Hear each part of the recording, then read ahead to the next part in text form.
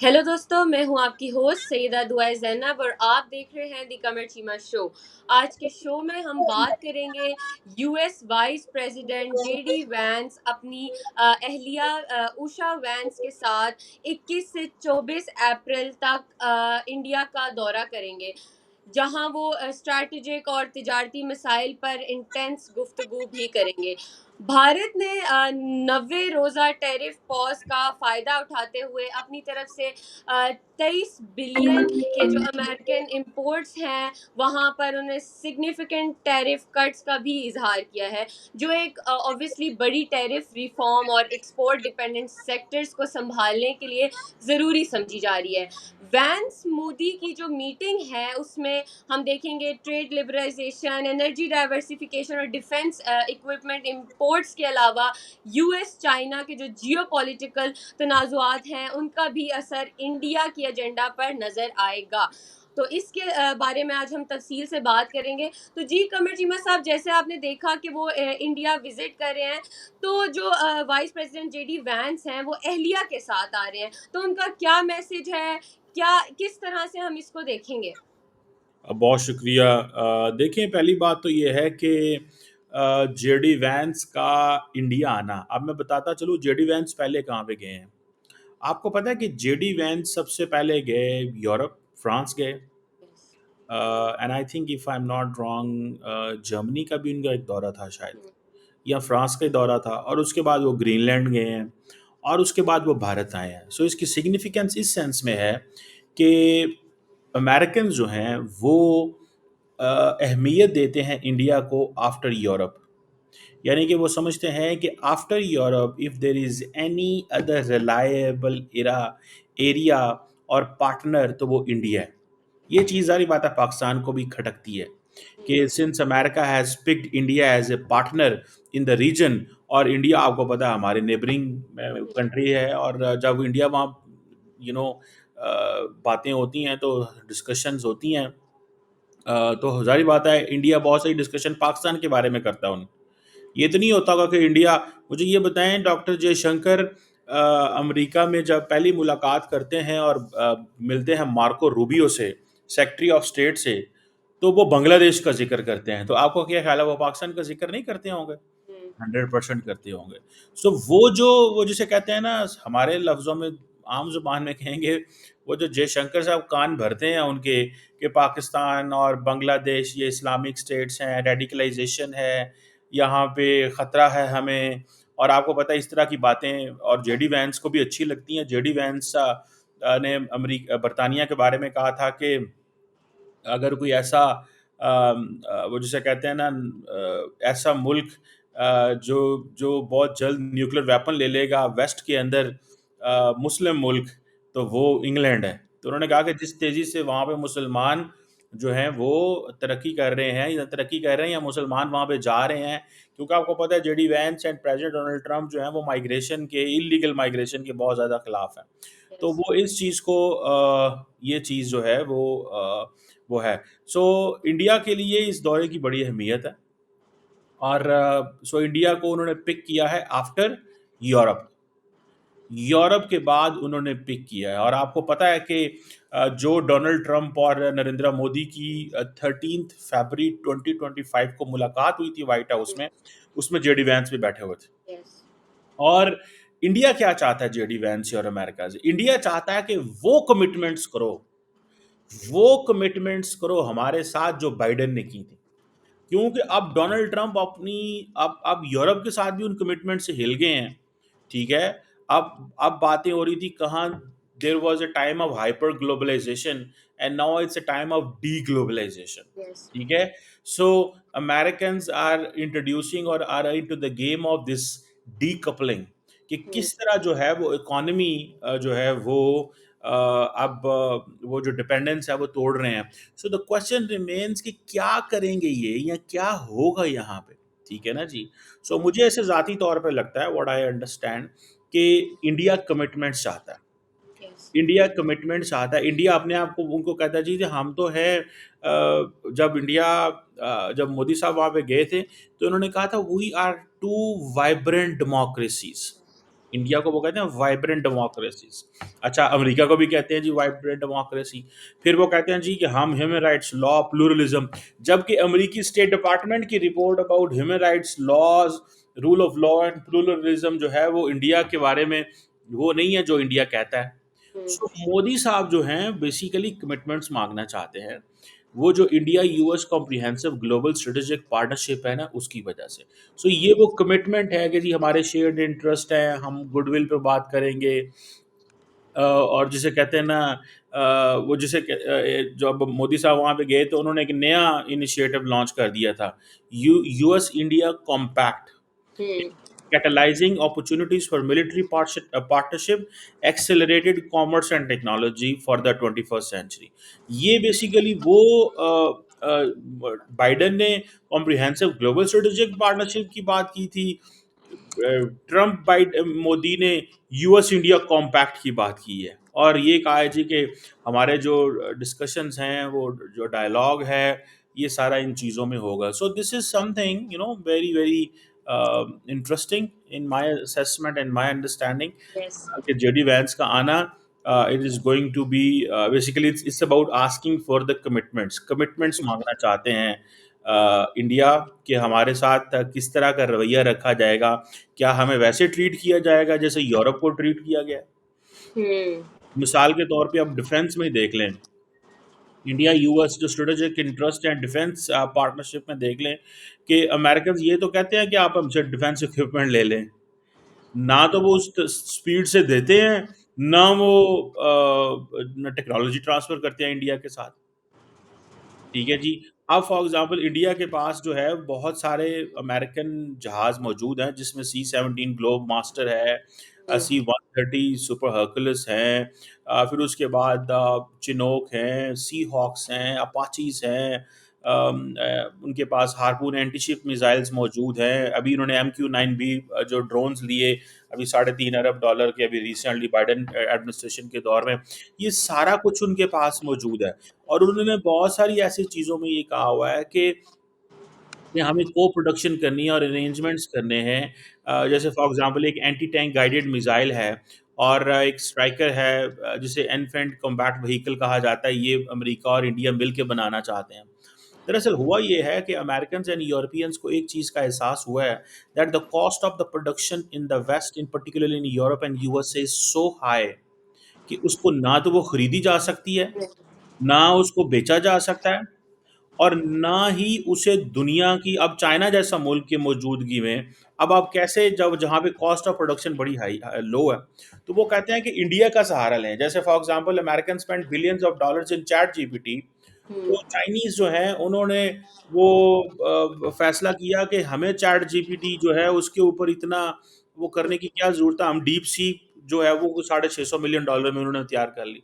इस तरह के बहुत सारे और वो टूल्स एआई में तैयार कर रहे हैं। सो वो इन्वेस्टमेंट सस्ती करते हैं, उनकी जो प्रोडक्शन है, कॉस्ट ऑफ प्रोडक्शन इंडिया के अंदर कम है, चाइना के अंदर कम है, अमेरिका के अंदर कॉस्ट ऑफ प्रोडक्शन बहुत ज़्यादा है। So that is the reason कि बहुत सारी जो आप प्रोडक्शन अमेरिकन भी करना चाहते हैं वो यहाँ करना चाहते हैं, इस खित्ते में करना चाहते हैं, इंडिया में करना चाहते हैं। सो बेसिकली वो उनसे सारी की सारी ये डिफेंस फील्ड के अंदर ही बहुत सारी चाहते हैं, कमिटमेंट चाहते हैं। इसी तरह ट्रेड एंड इन्वेस्टमेंट में कमिटमेंट चाहते हैं। एनर्जी सिक्योरिटी के हवाले से उनके बहुत सारे मसले हैं। ईरान यूएस डायलॉग हो रहा है, उसकी वजह से बहुत सारे चीज़ें हैं। So there so many things in it. Hmm. Cheema साहब, हमने बात की इनकी जो ऑब्वियसली अमेरिका के जो इंटरेस्ट है इधर, अगर हम इधर बात करें कि चाइना के जो डिप्लोमेटिक ओवरट्योर्स के बावजूद जी ने कहा है कि वो जो है यूएस टैरिफ्स को बर्दाश्त कर सकते हैं, तो अगर इंडिया यूएस अलाइनमेंट बढ़ती है तो क्या चाइना पाकिस्तान को भी अपना स्ट्रैटेजिक अलाई मजबूत करने का मौका देगा? नहीं, नहीं देगा। चाइनीज़ तो इंटरेस्टेड ही नहीं है हमारे साथ कोई डिफेंस अलायंस करने में। वो हम्म। हमसे स्ट्रेटेजिक पार्टनरशिप उनकी मौजूद है, लेकिन वो जिस तरह अमेरिकन की है ना इंडिया को कि अगर आपके ऊपर चाइना हमला करेगा तो हम हम्म। आपको ये देंगे, आपकी फौजों को सपोर्ट करेंगे, ये करेंगे, वो करेंगे। इंडिया चाइना हमें कुछ नहीं ऐसा देता, चाइना हमसे नो करता है। और देखिए, चाइना आपका वो कहते हैं वो सिर्फ और सिर्फ एक स्ट्रेटेजिक पार्टनर है ज़रूर है, हम्म। लेकिन वो आपको वो कहते हैं कि जी आप माज़ी की अगर पोज़ीशन देखे जाएँ तो जैसे कारगिल जैसे इश्यूज़ हो गए, तो वो कहते हैं कि आप बेसिकली मिलिट्री एडवेंचर भी कर देते होते हैं। हुँ, वो कहते हैं आप मिलिट्री एडवेंचर्स भी कर देते होते हैं, तो हम आपको इस चीज़ में आपको सपोर्ट हुँ, नहीं दे सकते। वो हुँ, वो इस मामले में बड़े स्मार्ट हैं। वो कहते हुँ, हैं नहीं हम आपको नहीं कुछ भी देंगे। ठीक है जी। अब ये चीज़ जो है ना, ये मुझे ऐसे लगता है कि it's something very very hmm, important कि एक तरफ हम देखते हैं कि वो अ, इंडिया को अमेरिका सब कुछ देगा, हम स्ट्रेटेजिक हाँ, चाइना हमें असला ज़रूर देता है, ये बात माननी पड़ेगी। असला देता है, टका के असला देता है, सपोर्ट करता है और पाकिस्तान के पास इस वक़्त कोई और रास्ता नहीं है, ट्रस्ट मी। अगर हुँ, चाइनीज़ भी पाकिस्तान को असला ना दें, तो पाकिस्तान के पास कोई रास्ता नहीं है, पाकिस्तान के पास कुछ भी ऐसा नहीं है, जिसको पाकिस्तान कैश कर सके और पाकिस्तान कह सके कि हाँ जी, ठीक है हम गुज़ारा कर लेंगे। लेकिन बात तो सीधी-सी है ना, दुआ वो तो चलें ठीक है, लेकिन आपने एक चीज़ नोट की है कि चाइनीज़ हमें असला देने को तैयार है, लेकिन डिफेंस एग्रीमेंट करने को तैयार नहीं है। वो कहते हैं अपनी जंगें खुद लड़ें, ठीक है? हुँ, लेकिन इंडिया को कहा जा रहा है कि हम आपके साथ खड़े होंगे अगेंस्ट चाइना, ठीक है? हुँ, अ, और जिस तरह का सिक्योरिटी अरेंजमेंट है, जिस तरह की सिक्योरिटी का कोऑपरेशन है, हमें तो परेशानी ये है कि दिस इंडिया यूएस जो कोऑपरेशन है, ये obviously this undermines the peace in South Asia as well. So it's a um, challenge for us. Hmm. Cheema साहब अगर हम देखें तो काफ़ी डिस्कशंस ये भी चल रही हैं कि जो वाइस प्रेज़िडेंट जेडी वैंस की वाइफ़ हैं उषा वैंस, वो ऑब्वियसली साउथ इंडियन जो हेरिटेज है उनसे ताल्लुक़ रखती हैं। तो क्या आप भी समझते हैं कि ये जो पर्सनल कनेक्शन की वज़ह से इंडिया को ज़्यादा जो तरजीह देने का इल्ज़ाम चल रहा है, उससे क्या यूएस स्ट्रैटेजिक जो टॉक्स हैं उसमें कोई मतलब सवाल पैदा करेगा? देखिए, नहीं ऐसी कुछ भी नहीं होने वाला। उषा वैंस जो है वो देखिए उनकी फैमिली आंध्र प्रदेश से है हुँ, और ये उनका पहला विज़िट है अपने एंसेस्ट्रल होमलैंड और आपको पता है वो तेलुगु जो है बड़ी फ्लुएंट बोलती हैं जो हुँ, ज़ुबान है, ठीक यस। है जी। उनके बड़े स्ट्रॉन्ग कल्चरल कनेक्शंस हैं और ये उषा की वजह से इसकी पर्सनल डायमेंशन है। उषा भी तो जेडी वैंस के साथ ग्रीनलैंड गई थी, ठीक है? हुँ, और वहाँ से फिर वो अभी पहली दफ़ा जो अपना इंटरनेशनल ट्रिप है वो इधर कर रही हैं। हुँ, सो उषा वैन्स का जो दौरा है और पर्टिकुलरली वो जयपुर जाएँगे, आगरा जाएँगे, हुँ, ताजमहल जाना है उन्होंने और सो वो डिप्लोमेसी एंड पर्सनल हेरिटेज को मिक्स करने जा रहे हैं। हुँ, और ये चीज़ जो है this is something good for India. आपको यस। पता है कि नरेंद्र मोदी साहब तो हैं वो तो पूरी कोशिश कर रहे होते हैं। ही हुँ, इज़ डूइंग एवरीथिंग वो हर कोशिश कर रहे होते हैं कि हम अमेरिकन्स के साथ कहाँ-कहाँ से कैसे-कैसे करीब हो सकते हैं। The hmm, more we are closer to the United States, the better it is for the Indians. ठीक हुँ, है ना जी? सो वो जितना ज़्यादा उसके वो करीब होंगे, उतना ही वो समझते हैं हमारे लिए अच्छा है। हुँ, तो वो सारा टाइम इसमें कोशिश कर रहे होते हैं, तगड़ी कोशिश करते हैं वो, मैं आपको बात जी। बताऊँ। और लगे हुए हैं वो, लेट्स सी हुँ, ये जो ऋषभ वैंस का दौरा है, ये बेसिकली एक डिफरेंट कनेक्शन है। हुँ, और जैसे Narendra Modi last time America गए थे, तो जेडी वैंस मिले, उषा वैंस मिली, उनके बच्चे मिले, तो मोदी साहब उनके बच्चों के लिए गिफ्ट लेके गए। तो यहाँ से आप अंदाज़ा लगा लें कि वो किस अंदाज़ से उषा वैंस को देखते हैं। जी। उषा वैंस ने या जेडी वैंस ने इंडिया के लिए करना कुछ नहीं है। लेकिन मोदी साहब is good in creating optics, वो ऑप्टिक्स बड़ी अच्छी क्रिएट कर लेते हैं। कि जनाब और इंडिया जो है जैसे फॉर एग्ज़ाम्पल वो क्या नाम था जो पिछली थी कैमला हैरिस, वो कैमला। एक दफ़ा भी इंडिया नहीं आई। लेकिन उसके इंडियन कनेक्शन थे, इंडिया में जनाब उसके लिए तकरीबात हो रही हैं, हुँ, कहाँ से थी, उसका फलाँ हेरिटेज था, उसका फलाँ था, उसका फलाँ था। So it has been going so when Indians connect themselves and Indian links themselves in चीज़ों में तो वो बेसिकली बेसिकली वो ये तासुर देना चाह रहे होते हैं कि हम वो जिसे कहते हैं ना we are into the game जहाँ पे हमारे we are global we are a global country. हम हुँ, हमारे हमारे जो लोग हैं they are contributing into the development and growth of the rest of the world and including the United States so they are giving a message.